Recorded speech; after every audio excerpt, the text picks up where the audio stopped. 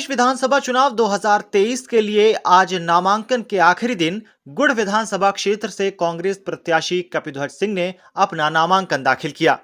इससे पहले वह अपने समर्थकों और कार्यकर्ताओं के हुजूम के साथ कलेक्ट्रेट कार्यालय पहुंचे। नामांकन दाखिल करने के बाद जहां एक ओर उन्होंने अपनी पार्टी की सकारात्मक रीति नीति की बात कही, वहीं दूसरी ओर भारतीय जनता पार्टी के प्रत्याशी पर अनैतिक तरीके से प्रचार करने जैसे कई गंभीर आरोप भी लगाए। मीडिया कर्मियों से बातचीत करते हुए कपिध्वज सिंह ने कहा कि गुड़ विधानसभा क्षेत्र में इस बार स्थानीय प्रत्याशी का मुद्दा प्रमुख है। कांग्रेस पार्टी ने जनभावनाओं को समझते हुए इस बार विधानसभा क्षेत्र से स्थानीय निवासी को अपना प्रत्याशी बनाया है। वहीं दूसरी ओर भारतीय जनता पार्टी ने एक उम्र दराज व्यक्ति को अपना उम्मीदवार बनाया है, जिनकी उम्र 85 वर्ष हो चुकी है। उन्होंने तंज करते हुए कहा कि कोई व्यक्ति यह नहीं चाहेगा कि उसका जनप्रतिनिधि वह व्यक्ति बने जो उम्र के इस पड़ाव में है। इसके साथ ही उन्होंने यह भी कहा कि इन दिनों गुड़ में भाजपा प्रत्याशी के द्वारा प्रचार का अनैतिक तरीका भी अपनाया जा रहा है। उन गुंडे बदमाशों अपराधियों के द्वारा कांग्रेस पार्टी के प्रति भ्रम फैलाई जा रही है, जो बीजेपी के कार्यकाल में पोषित हुए हैं। ये आज आपने नामांकन दाखिल किया है, को लेकर के जनता के विचार जा रहे हैं। देखिए, हमारे विधानसभा क्षेत्र में क्षेत्रीय प्रत्याशी एक बहुत बड़ा मुद्दा था, जो हमारी पार्टी कांग्रेस पार्टी ने जनता की भावनाओं का आदर करते हुए हमें एक आम कार्यकर्ता जो क्षेत्रीय हैं उनको प्रत्याशी बना के जनता की आस्था, जनता के विश्वास का सम्मान किया है।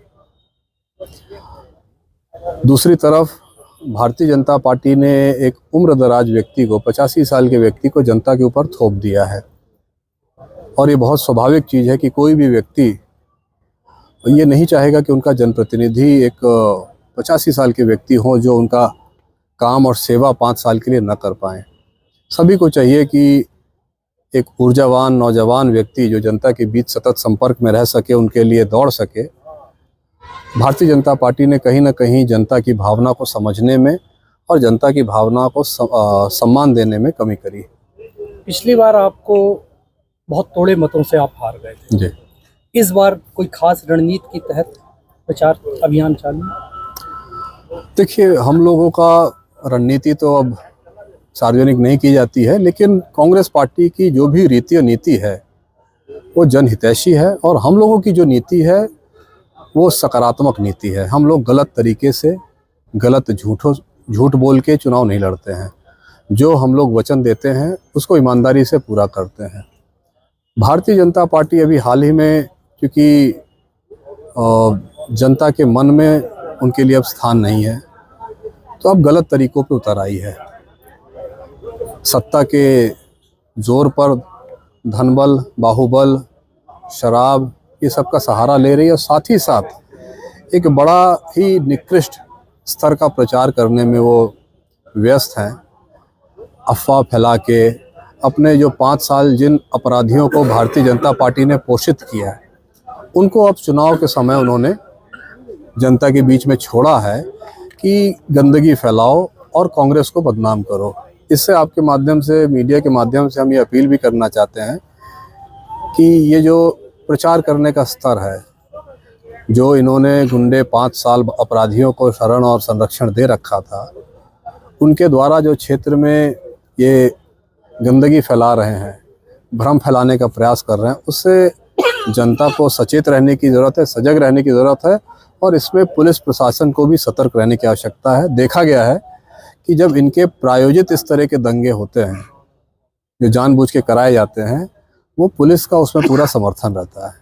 तो ये पुलिस का भी ये दायित्व है कि इस तरह की गतिविधियों को रोकने में वो थोड़ा सा ज़्यादा सक्रिय हो, और ऐसे लोगों को तत्काल गिरफ्तार करके उन पर दंडात्मक और निरोधात्मक कार्रवाई तत्काल करें। क्षेत्र में कई बड़े बड़े विकास के दावे किए जा रहे हैं, क्या लगता है कितने धरातल पे हैं?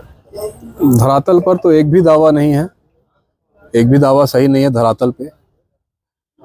एक ही दावा कर सकते हैं सोलर पावर प्लांट का, बहुत बड़ा दावा करते हैं। सोलर पावर प्लांट से हमारे क्षेत्र के नौजवानों को कोई फ़ायदा नहीं हुआ, और दिल्ली की मेट्रो तो सोलर पावर प्लांट से चल रही है, लेकिन हमारे यहाँ के गरीब की झोपड़ी में बल्ब नहीं जल रहा है सोलर पावर प्लांट से। तो क्या आवश्यक है? एक हमारे आम जनता को बेसिक जो सुविधा है, बिजली की उपलब्धता, यदि आप वो नहीं दे पा रहे हैं, उससे दिल्ली मेट्रो चलाइए चाहे अमेरिका में कुछ चलाइए, उससे हमें क्या लाभ होना है। तो ये योजनाओं का कोई लाभ क्षेत्र में नहीं है।